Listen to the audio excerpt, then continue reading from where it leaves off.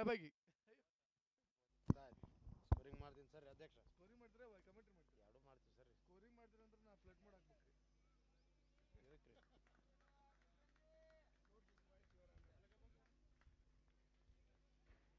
Strike ಹಾಕಿಲ್ಲ, ಏನು ಹಾಕಿಲ್ಲ. ಧರ್ಮ್ ಸಿಂಗ್ ಏನ್ರಿ? ಹಿಡ್ಕೊಂಡು ಮಾತಾಡ್ಕೊಂಡು ಕುಂತು ಬಿಟ್ಟಾರಿ ಇವ್ರು. ನಾ ಸ್ಕೋರ್ ಮಾಡೋದು ಕಬರ ಇಲ್ಲ ಹಂಗ.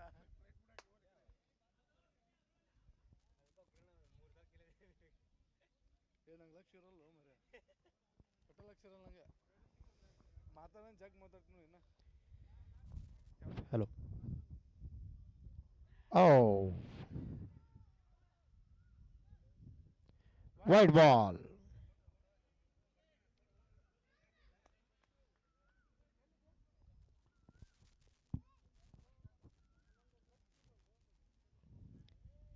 ಈ ಊರಿನ ಎರಡನೇ ಎಸೆತ ಅಮ್ಮನವರಿಂದ.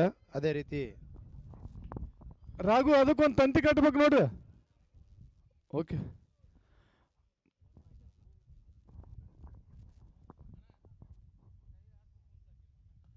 ಉತ್ತಮವಾದ ಹೊಡೆತ, ಕ್ಯಾಚ್ ಆಗುವ ಸಾಧ್ಯತೆ ಇದೆ.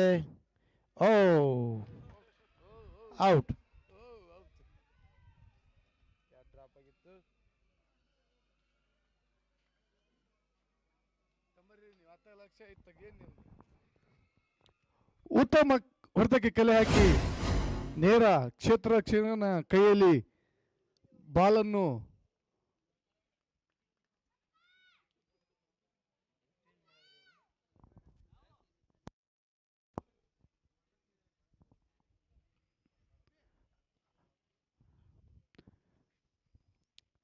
ಅಂಬು ಬಂಡಿವಡ್ರ ಸ್ಥಾನವನ್ನು ತುಂಬಲು ರಶೀದ್ ಅವರು ಬಂದಿದ್ದಾರೆ. ಈ ಒಂದು ಪಂದ್ಯವನ್ನು ತುಂಬಾ ರೋಮಾಂಚನವಾಗಿ ನಡೆಯುತ್ತದೆ. ಕಾರಣ ಏನಂದ್ರೆ ಇವರು ಸತತ ಜಯದಲ್ಲಿ ಹುಮ್ಮಸ್ಸಿನಲ್ಲಿದ್ದಾರೆ.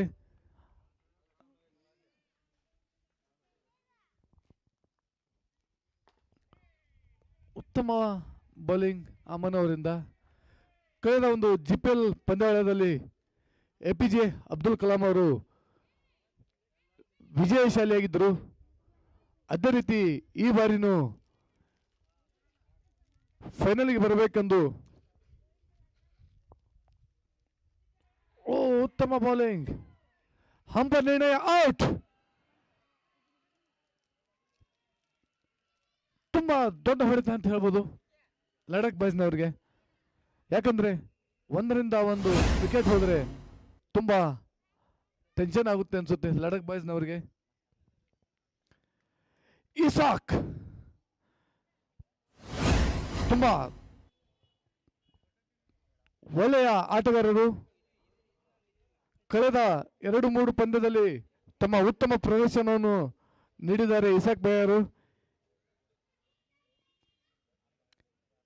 ಈ ಪಂದ್ಯದಲ್ಲಿ ಯಾವ ರೀತಿ ಆಡುತ್ತಾರೆ ಎಂದು ಕಾದು ನೋಡಬೇಕಾಗಿದೆ.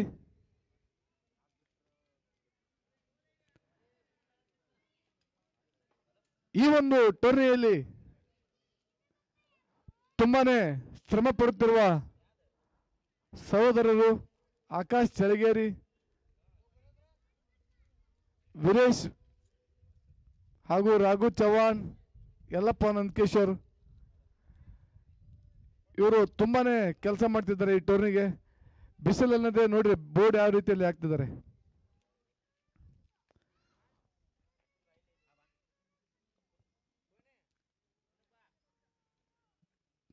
ಗಜೇಂದ್ರಗಡ ಪ್ರೀಮಿಯರ್ ಲೀಗ್ ಸೀಸನ್ 8ರ ಪ್ರಥಮ ಬಹುಮಾನ ಶ್ರೀಮತಿ ಮಂಜುಳಾ ರೇವಡಿ ಅವರು ನೀಡಿದ್ದಾರೆ.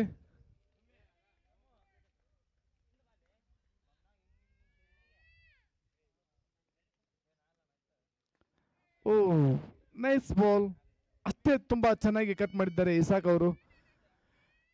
ಜಿಪಿಎಲ್ 8ರ ದ್ವಿತೀಯ ಬಹುಮಾನವನ್ನು ಮುರ್ತುಜಾ ಡಾಲಾಯತ್ ಅವರು ನೀಡಿದ್ದಾರೆ. ಅದೇ ರೀತಿ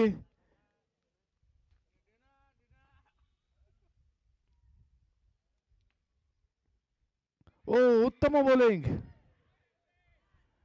ಅಂಪೈರ್ನ ನಿರ್ಣಯ nut out. Over complete. Score ಅಣ್ಣ, ಸ್ಕೋರ್ 1 ಓವರ್ ಮುಕ್ತಾಯಕ್ಕೆ 2